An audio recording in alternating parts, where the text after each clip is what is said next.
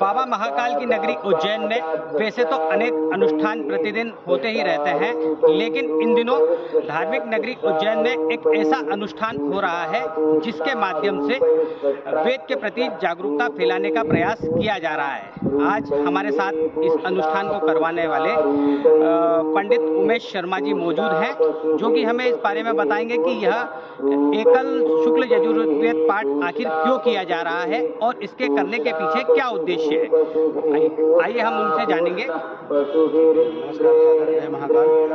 ये जो है एकाकी घन पारायण वेद के मूल रूप को यथावत संरक्षण करने के लिए इसको अनुष्ठान को करवाया जा रहा है। क्या होता है कि वेद जो है ब्रह्मा जी से अभी तक श्रुति परंपरा से, गुरु परंपरा से अनादि ऐसे ही चले आए हैं। तो इनमें किसी भी प्रकार का कोई प्रक्षिप्तवाद या इसमें कुछ इसका मूल रूप से संरक्षण हो मूल रूप से, इसलिए ये जो अनुष्ठान किया जा रहा है। कितने लोगों के द्वारा ये अनुष्ठान किया जा रहा है और कितने दिन तक ये अनुष्ठान चलेगा? इसमें तो करीब 50-60 लाख लोग सुनने के लिए, 50-60 लाख लोग सुनने के लिए हैं प्रतिदिन। और बाहर से भी, भारतभर से भी, सब दूर से जो इस चीज़ को जानने वाले हैं वो लोग नित्य आ रहे हैं और श्रवण कर रहे हैं। 25 दिन का ये अनुष्ठान है। 3 जुलाई को समापन है, 9 जून से 3 जुलाई तक ये आयोजित होगा। कितने लोग इसको कर रहे हैं और कितने घंटे तक इसका प्रतिदिन पारायण कराया जा रहा है? शुक्ल जी 4 घंटे इसका नित्य पारायण अभी चल रहा है। जो पीछे आप आवाज़ सुन पा रहे हैं ये उसी वेद पारायण की चल रही है। 8 से 12 तक ये प्रतिदिन चलता है। इस अनुष्ठान के बारे में बताया जाता है कि 250 साल के बाद उज्जैन में इस तरह का आयोजन हो रहा है और इसके पहले आक्रांत शासक रहे हैं, उन्होंने किसी तरीके से इसे बंद कर दिया था, जिससे इस बारे में लोग जाने और इसके बारे में लोग पहचाने। इसलिए आप इसकी शुरुआत कर रहे हैं जिससे कि लोग वेद के बारे में और जान सकें। शुरुआत तो अनादिकाल से हुई है, फिर भी नया जो है अपन कह सकते हैं कि इतने वर्षों में ये अनुष्ठान इस प्रकार का नहीं हुआ था। भगवान की कृपा से, महाकालेश्वर एवं यहाँ के स्थानीय देवताओं की कृपा से ये पुनर्जीवित हो रहा है। क्या है, वेद तो नित्य है, लेकिन पृथ्वी पर से उनका लोप हुआ। बहुत से शाखाएं जो लुप्त हो गई आक्रांताओं के कारण, जिस प्रकार आपने कहा। तो उस समय में हम अपने धर्म को बचाने के लिए हमारे शिखा सूत्र भी नहीं धारण कर पा रहे थे। आपने सुना होगा कि जरा से बच्चे थे एक बार सिंह जी के इस धर्म के संरक्षण के लिए उन्होंने शिखा और इनका त्याग न हो, इसलिए अपने आप को चुनवा दिया। तो आज वैसी विषम परिस्थिति तो नहीं है, सब यदि अनुकूल परिस्थिति है तो जो वेद बचे हैं गुरु कृपा से हमारे पास यदि पहुंचे हैं तो उनका संरक्षण हो। और ऐसा यदि एकाकी कोई घन पारायण करता है तो मान लिया 50-100 वर्ष तक वो विद्या जीवित रहेगी जब तक वो व्यक्ति है।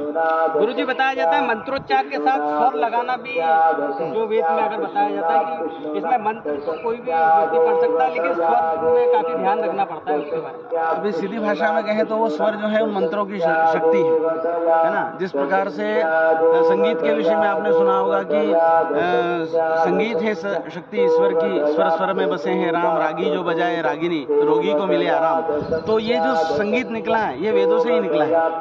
षड्ज मध्यम पंचम आदि जो स्वर है ये एव वेदे विज्ञेयाः, ऐसा वेद में आया, वही वेद से ही यहाँ संगीत में निकले हैं। सामवेद उसका एक जीवंत उदाहरण है।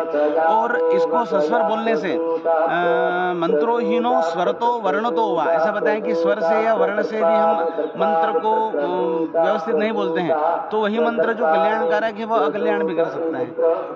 ये जो वेद का पारायण कर रहे हैं ऋषभ शर्मा जी, तो क्या आप ही के माध्यम से ये सब सीखे हैं? और हाँ, अध्ययन उनका यही हुआ है, अपने विद्यालय में हुआ है। और सिखाने वाले तो मुख्य गुरु परंपरा मानी है, हम किस बात का अहंकार है, लेकिन उस परंपरा में वो सीखे हैं और यही पारायण कर रहे हैं। दूसरा जो है स्वर हस्तेन वेद योधीते स्वर वर्णार्थ, जो आपने पूछा था कि स्वर हाथ के साथ जो स्वर दे करके बोलना है, तो जो हस्त सहित स्वर सहित जो पढ़ते हैं तो ऋग्यजुः सामभिः पूतो ब्रह्मलोके महीयते, ये ब्रह्मलोक तक हमें ले जाने में सामर्थ्य रखते हैं मंत्र। समापन पर क्या कार्यक्रम आयोजित होगा? समापन पर मुख्य रूप से इनका नगर भ्रमण करा करके महाकाल के प्रसाद एवं जो विद्वानों की मंडली में उपाधि और ये प्रदान की जाएगी। तो ये थे हमारे साथ पंडित उमेश शर्मा जी, जो कि इस तरह का अनुष्ठान उज्जैन में करवा रहे हैं। इस अनुष्ठान को करवाने का पीछे उद्देश्य सिर्फ यही है कि वेद के बारे में लोग जाने, उसे पहचाने, और जो संस्कृति कहीं ना कहीं विलुप्त हो गई है, जिसके बारे में लोग अब तक नहीं जानते थे, उसे जाने और उसे पहचाने, और उसके माध्यम से अपनी संस्कृति के साथ भी लोग आगे बढ़े। अमर उजाला के लिए उज्जैन से नीलेश नागर की खबर। अगर आप ये वीडियो YouTube पर देख रहे हैं तो हमारे चैनल को सब्सक्राइब करें और बेल आइकन को दबाना ना भूलें। अगर आप Facebook पर ये वीडियो देख रहे हैं तो हमारे पेज को लाइक करें।